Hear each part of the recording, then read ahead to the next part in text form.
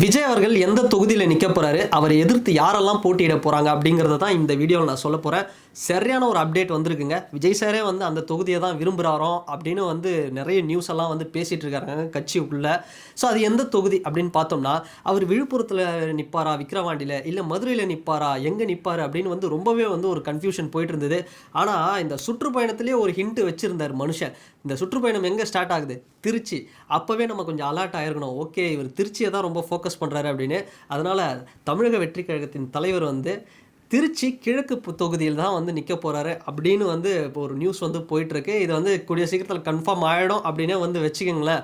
So அந்தளவுக்கு இறங்கி வந்து வேலை பார்த்துட்டு இருக்காங்க. ஸோ திருச்சியில் தான் இந்த சுற்றுப்பயணம் அப்படிங்கிறது ஸ்டார்ட் ஆக போகுது. ஸோ திருச்சி கிழக்கு அப்படிங்கிறது பார்த்தோம்னா, திருச்சியை பொறுத்த வரைக்கும் ஒரு மிகப்பெரிய திமுக, அதிமுக ரெண்டு கட்சியுமே வந்து சமபலம் வாய்ந்த ஒரு இடம். ஸோ இந்த தொகுதியில் வந்து வின் பண்ணுறது அப்படிங்கிறது சாதாரண ஒரு விஷயம் இல்லை. மற்றவங்க யார் வந்தாலுமே ஜெயிக்க முடியாது. ஆனால் விஜய் மாதிரி ஒருத்தர் வந்தார், அவரை மாதிரி ஒரு பவர்ஃபுல்லான லீடர் வந்தாங்க அப்படின்னா கண்டிப்பாக ஒரு மிகப்பெரிய வெற்றி அப்படிங்கிறது கிடைக்கும். இப்போ எடப்பாடி அப்படிங்கிறது இபிஎஸ், அதாவது எடப்பாடி பழனிசாமி அவர்களுக்கு ஒரு ஸ்டாரான ஒரு தொகுதி. அங்கே வந்து 4 தடவை வந்து பார்த்தோம்னா ஒரு எம்எல்ஏ அப்படிங்கிறத ஒரு நட்சத்திர கேண்டிடேட்டாக இருக்கிறாரு. அதே மாதிரி ஸ்டாலின் அவர்களுக்கு பார்த்தோம்னா கொளத்தூர் அப்படிங்கிறது அசைக்க முடியாத கோட்டை. பட் அந்த மாதிரி திருச்சியை பொறுத்த வரைக்கும், இந்த ஈஸ்ட்டு பொறுத்த வரைக்கும் பார்த்தோம்னா இனிகோ அப்படிங்கிறவர் வந்து பார்த்தோம்னா ஆல்ரெடி இந்த இடத்துல வந்து கண்டெஸ்ட் பண்ணி வின் பண்ணியிருக்கிறாரு. லாஸ்ட் எலெக்ஷனில் ஒரு பெரிய மெஜாரிட்டின்னு சொல்ல முடியாது, கிட்டத்தட்ட ஒரு நல்ல ஒரு ஓட் பர்சன்டேஜில் வின் பண்ணியிருக்கிறாரு. கிட்டத்தட்ட ஒரு மெஜாரிட்டி தான், பட் அமோக வெற்றி அப்படிலாம் சொல்ல முடியாது திமுக கேண்டிடேட் லாஸ்ட் எலெக்ஷனில். பட் இப்போ பார்த்தோம் அப்படின்னா இந்த தொகுதிக்கு விஜய் அவர்கள் களத்தில் வர்றதுனால ஒரு மிகப்பெரிய போட்டி ஒன்று வந்திருக்காங்க. அந்த இடத்துல விஜய் சப்போஸ் வந்துட்டாருன்னா நம்ம என்ன பண்ணலாம், யாரை இறக்கலாம் அப்படின்னு பிளான் பண்ணதில்ல. திமுக என்ன பண்ணியிருக்காங்கன்னா, நம்ம எஜுகேஷன் மினிஸ்டர் இருக்கார், ஸ்கூலில் எஜுகேஷன் மினிஸ்டர் அன்பில் மகேஷ் பொய்யாமொழி, அவரை வந்து இந்த தொகுதியில் நம்ம நட்சத்திர வேட்பாளராக இறக்குவோம். சரி, விஜய்க்கு வந்து நம்ம டஃப் கொடுக்கலாம். அவரை மாதிரி ஒருத்தரை இறக்குனா தான் வந்து விஜய் சாருக்கு வந்து டஃப் கொடுக்க முடியும். ஸோ திருச்சி நம்ம வந்து சாதாரணமாக சொல்லிட முடியாதுங்க. ஏன்னா இது என்ன தான் வந்து திமுக, அதிமுக கோட்டை அப்படி இப்படின்னு வந்து சொன்னாலுமே விஜய் அவர்களுக்கு ஒரு மிகப்பெரிய ஃபேன் பேஸ் அப்படிங்கிறது இருக்குது. இன்னொரு விஷயம் பார்த்தீங்கன்னா, மைனாரிட்டிஸ், கிறிஸ்டியன்ஸ், முஸ்லீம்ஸ் அவங்களுடைய ஓட் அப்படிங்கிறது பெரிய லெவலில் இருக்குது. தமிழ்நாட்டுடைய ஒரு சென்டர் பாயிண்ட்.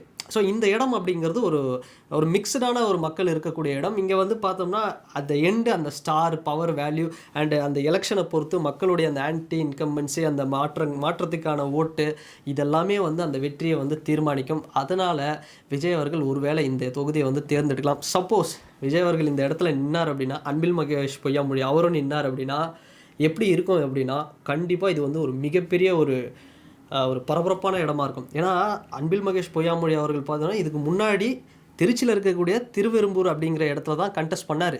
பட் இப்போது இவரே வாலண்டரியாக வந்து இந்த திருச்சி ஈஸ்ட் வேணும். ஏன்னா இவங்கெல்லாம் பார்த்தோம்னா அன்பில் மகேஷ் பொய்யாமொழி அவர்கள், அவங்களுடைய அப்பா பொய்யாமொழி அவர்கள், அவங்களாம் திருச்சி அப்படிங்கிறது அவங்களாம் பரம்பரையாக திமுகவில் இருக்காங்க. இப்போ எப்படி வந்து கலைஞருக்கு, அதாவது அன்பில் மகேஷ் பொய்யாமொழி அவர்களுடைய தாத்தா அன்பில் தர்மலிங்கம் அப்படிங்கிற ஒரு கலைஞர் கூட சமகாலத்தவர்.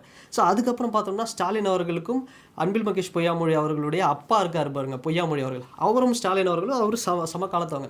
இப்போ உதயநிதி ஸ்டாலின் அவர்களும் அன்பில் மகேஷ் பொய்யாமொழி அவர்களும் வந்து ஒரு சமகாலத்தவர்கள், ஒரு ஃப்ரெண்ட்ஸு. அப்போ தலைமுறையாக பரம்பரையாக ஒரு மிகப்பெரிய ஒரு திருச்சி அப்படிங்கிறது ஒரு கோட்டையாக அங்கே யாருமே வந்து அசைக்க முடியாத அளவுக்கு ஒரு விஷயத்தை ஏற்பாடு பண்ணி வச்சுருக்கிறாங்க. பட் அப்படிப்பட்ட இடத்துல தளபதி அவர்கள் வந்து இறங்கி விஜய் அவர்கள் வந்து கண்டெஸ்ட் பண்ணி வின் பண்ணார் அப்படின்னா அது வந்து சாதாரண சாதனையாக இருக்காது, அது ஒரு சரித்திர நிகழ்வாக தான் வந்து இருக்கும். ஸோ அப்படிப்பட்ட ஒரு இடம்.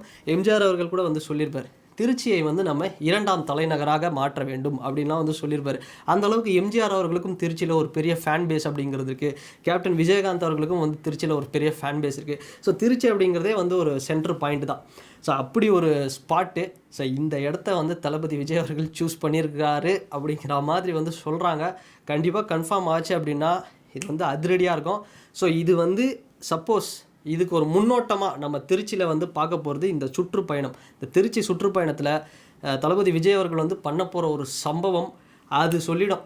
ஸோ இவர் எங்கே நிற்க போகிறார், திருச்சி கிழக்கு தொகுதியில் நிற்க போகிறாரா மாட்டாரா, இல்லை என்ன பண்ண போகிறார் அப்படிங்கிறது எல்லாமே வந்து தெரிஞ்சிடும். ஸோ ஆனால் இது மட்டும் கன்ஃபார்ம் ஆச்சுன்னா, அஃபிஷியலாக ஆச்சு அப்படின்னா உண்மையாகவே வந்து பிளாஸ்ட்டுங்க, வேறு லெவலில் வந்து இருக்கும்.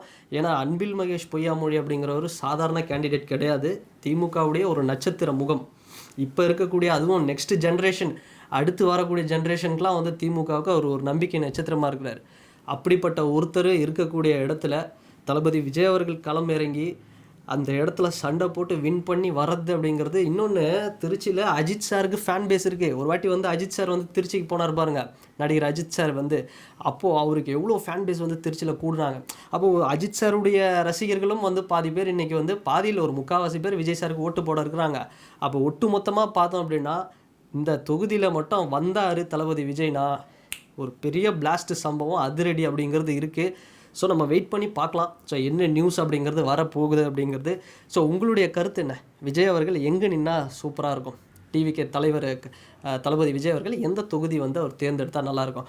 விக்ரவாண்டியா, இல்லை அந்த பக்கம் கோயம்புத்தூர் கொங்கு பெல்ட்டில் எங்கேயாவது போகலாமா, இல்லை சவுத்தில் திருநெல்வேலி, இல்லை மதுரை, கன்னியாகுமரி அந்த பக்கம் போகலாமா, இல்லை வட தமிழகம் பக்கம் நிற்கலாமா, இல்லை திருச்சி கிழக்குலேயே நிற்கலாமா அப்படிங்கிற உங்களுடைய கருத்துக்களை மறக்காமல் இந்த கமெண்ட் செக்ஷனில் பதிவிடுங்க. அண்ட் வேறு ஒரு வீடியோவில் வேறு ஒரு கான்டென்ட்டில் நான் உங்களை பார்க்குறேன். பாய்.